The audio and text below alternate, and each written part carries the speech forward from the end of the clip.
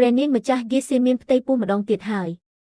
ព្រះមហាក្សត្រយានីស៊ូហ្វៃដូចជាបានយល់ច្បាស់ហើយរឿងរ៉ាវនៅក្នុងរាជវាំងពីមុនមិនល្អដោយការតស៊ូដណ្ដើមអំណាចក្នុងវាំងបច្ចុប្បន្ននោះទេជំនួសឲ្យការដណ្ដើមយកស្នាដៃនៅលើស្មរភូមិគឺមិនស្មើនឹងការដណ្ដើមយកការសពព្រះតីការមានផ្ទៃពោះនោះឡើយព្រះវររាជមាតាបានប្រោសប្រទានរង្វាន់ដល់ព្រះមហាក្សត្រយានីនិងព្រះនាងម្ចាស់ហ្គៀសនៅថ្ងៃដែលព្រះមហាក្សត្រយានីប្រសូតបុត្រជាលើកទី2ស្រាប់តែមានព័ត៌មានពីព្រំដែនខាងជើងមកដល់ពួកយើងបានវាយឈ្នះសមរភូមិមួយសត្រូវខូចខាតកម្លាំងទ័ពអស់ 50,000 នាក់ប៉ុន្តែព័ត៌មានទី2ដែលមកដល់តាមក្រោយគឺលោកឪពុកនិងបងប្រុសទាំងពីរនាក់របស់លេជាមិនអាចជួយសង្គ្រោះបានឡើយពួកគាត់បានភ្លីជីវិតហើយបងប្រុសទី3ទោះបីជាត្រូវបានជួយសង្គ្រោះប៉ុន្តែត្រូវដាច់ជើងទាំងសងខាងហើយស្ថានភាពមេតបនៅជួរមុខក៏កំពុងស្ថិតក្នុងគ្រោះថ្នាក់យ៉ាងខ្លាំងផងដែរ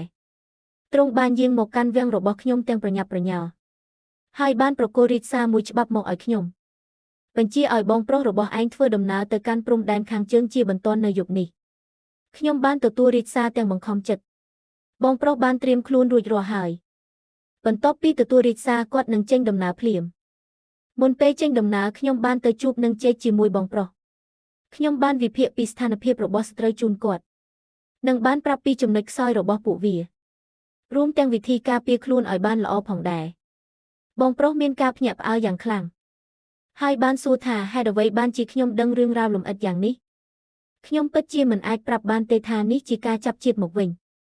តែបងប្រុសម្នាក់គត់ដែលនៅរស់រានមានជីវិតពីជាតិមុនបានប្រាប់ខ្ញុំនោះឡើយខ្ញុំបានត្រឹមតែនិយាយថា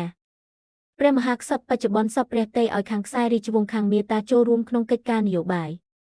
ចំពោះព័ត៌មាននៅជួរមុខទ្រង់មិនបានលាក់បាំងនោះទេរាល់ព័ត៌មានទាំងអស់ខ្ញុំបានប្រមូលនិងធ្វើការវិភាគយ៉ាងយកចិត្តទុកដាក់ចំពោះរឿងនេះលោកឪពុកដែលបានឮរឿងនេះពីមុនមកក៏បានមកក្បាលយកស្របហើយបាននិយាយមកកាន់ខ្ញុំថាកូនស្រីមានចិត្តគិតគូរល្អណាស់គេគ្រួសារទាំងមូលបានលាគ្នាទាំងទឹកភ្នែកការចេញដំណើរលើកនេះខ្ញុំមានជំនឿចិត្តថាលោកឪពុកនិងបងប្រុសរបស់ខ្ញុំនឹងអាចត្រឡប់មកវិញទាំងមានជីវិតហើយខ្ញុំក៏នឹងរស់រានមានជីវិតបន្តទៅមុខទៀតដែរបន្ទាប់ពីបំពេញបេសកកម្មរួចរាល់ខ្ញុំបានត្រឡប់ទៅព្រះរាជវាំងវិញភ្លាម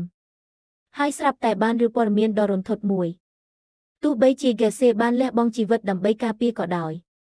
ប៉ុន្តែត្រូវលាក់បាំងមិនឲ្យព្រះមហាក្សត្រយានីដឹងឡើយ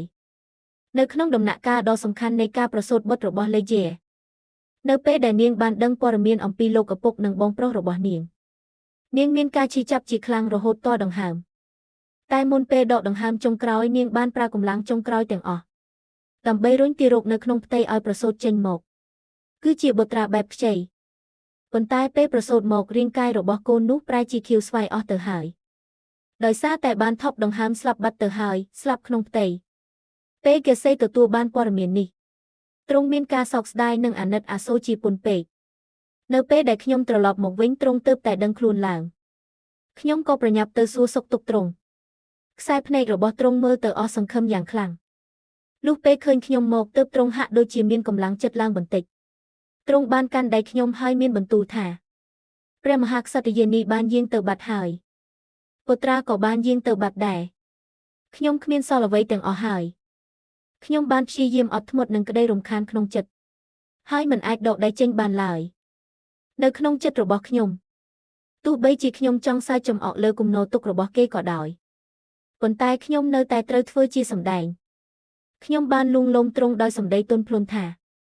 ព្រះអង្គសូមទ្រង់កាត់ចិត្តទៅគ្រប់យ៉ាងនឹងប្រសើរឡើងវិញព្រះរាមលេជាច្បាស់ជាបានយាងទៅកាន់ឋានសុខហើយនាងប្រកាសជាប្រាថ្នាចង់ឲ្យព្រះអង្គមានសុខភាពល្អព្រះអង្គពេលឃើញទ្រង់មានទុក្ខព្រួយបែបនេះនាងច្បាស់ជាមិនដាច់ចិត្តឡើយនាងនឹងមកចាប់ជាតិធ្វើជាបុត្រារបស់ព្រះអង្គម្ដងទៀតជាមិនខានហើយទ្រង់ក៏មិនមែនគ្មានសល់អ្វីតតែសោះនោះដែរទ្រង់នៅមានរឿងរ៉ាវជាច្រើនទៀតព្រះមហាក្សត្រយានីបានយាងទៅបាត់ហើយប៉ុន្តែនៅក្នុងព្រះរាជវាំងនេះទ្រង់នៅមានព្រះនាងម្ចាស់ជាន់ខ្ពស់ឆេងកងឈឺនៅមានព្រះនាងម្ចាស់ហ្គីសហើយថែមទាំងមានពួកយើងជាភរិយាសហព័ន្ធរបស់ទ្រង់ដែលរួមសុខរួមទុក្ខជាមួយទ្រង់ផងដែរខ្ញុំក៏ជាភរិយារបស់ទ្រង់ម្នាក់ដែរទ្រង់ចង់ឲ្យខ្ញុំរួមរស់រងទុក្ខវេទនាជាមួយទ្រង់ឬប៉ុន្តែខ្ញុំមិនអាចនិយាយពាក្យទាំងនេះចេញមកបានទេ